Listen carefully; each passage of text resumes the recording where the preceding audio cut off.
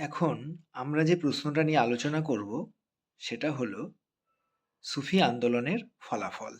অন্যভাবেও আসতে পারে কোশ্চেনটা, ভারতে সুফিবাদের প্রভাব আলোচনা করো।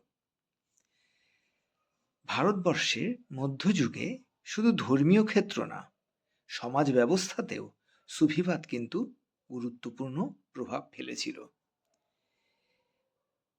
যেমন সুফিবাদের সার্বজনীন আদর্শ। সুফি সাধকেরা ছিল সরল, তাদের জীবনযাত্রা ছিল আড়ম্বরহীন।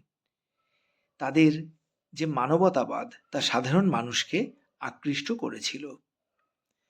ধনী দরিদ্র, নারী পুরুষ সকলেই এই সুফিবাদের আদর্শে যথেষ্টই উদ্বুদ্ধ হয়েছিল। দ্বিতীয় পয়েন্ট দিতে পারি আমরা নৈতিকতা।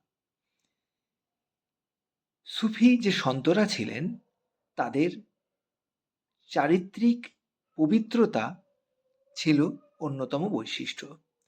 তারা সুরাপান মানে মদ পান করতেন না। তারা কৃতদাস প্রথা, জুয়া খেলা প্রভৃতির বিরোধী ছিলেন। তাদের চরিত্রের এই নৈতিকতা, এই ভালো দিকটা ভারতবাসীকে যথেষ্টই আকৃষ্ট করেছিল। তৃতীয় পয়েন্ট আমরা দিতে পারি সাম্যের ধারণা।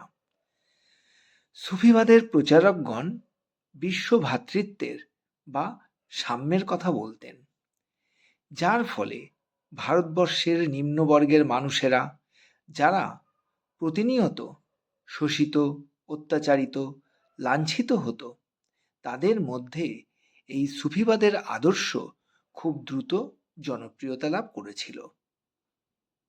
এরপরে আসা যাক পরের পয়েন্টে, হিন্দি ভাষার বিকাশ। সুফি সন্তরা হিন্দি ভাষায় কথা বলতেন, হিন্দি ভাষায় তারা কবিতা লিখতেন, যার ফলে এই সুফিবাদের হাত ধরে ভারতবর্ষের অনেক অঞ্চলে হিন্দি ভাষার বিকাশ ঘটেছিল। পরের পয়েন্ট, শিক্ষার প্রসার। এই যে সুফিদের যে ধর্মচর্চার কেন্দ্রগুলো ছিল সেখানে কিন্তু বিদ্যাচর্চাও হতো। সুতরাং একথা বলাই যায় যে সুফিবাদ ধর্ম প্রসারের সাথে সাথে শিক্ষার প্রসারেও কিন্তু যথেষ্ট সহায়তা করেছিল। পরের পয়েন্ট, ইসলামের ভারতীয়করণ। ইসলামের জন্ম হয়েছিল ভারতের বাইরে। সুফি সাধকদের চেষ্টায় ইসলাম ভারতবর্ষে এসেছিল এবং তার ভারতীয়করণ ঘটেছিল। সুফি সাধকেরা ভারতবর্ষকে নিজেদের দেশ বলেই মনে করতেন এবং এখানকার মানুষদের তারা নিজেদের আপনজন বলে মনে করতেন। শেষ পয়েন্ট, রাষ্ট্র ব্যবস্থায় প্রভাব। মধ্যযুগে ভারতবর্ষের রাষ্ট্র ব্যবস্থায় সুফিবাদের যথেষ্টই প্রভাব লক্ষ্য করা গেছিল।